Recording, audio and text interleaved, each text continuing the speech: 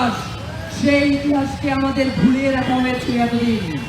প্রিয় ভাইয়েরা, জুলাই পরবর্তী সময়ে বাংলাদেশে জুলাইকে অনেকেই মনে করে যে এইটা ক্ষমতা বদলের একটা প্রক্রিয়াধীন বিষয় বা এখানে একটা ক্ষমতা বদল হয়েছে মাত্র।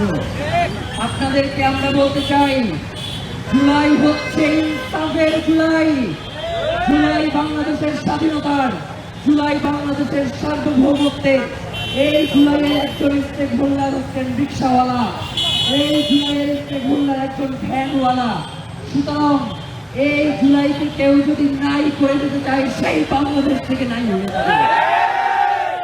বাংলাদেশে যারা ইনসাফের পক্ষে কথা বলবে, একমাত্র আগামীর বাংলাদেশে তারাই টিকে থাকবে, আর সবাই ভ্যানিশ হয়ে যাবে। প্রিয় ভাইয়েরা, আজকে আমরা শহীদ ওসমান হাদির এই কবরের সামনে এসে দাঁড়িয়েছি।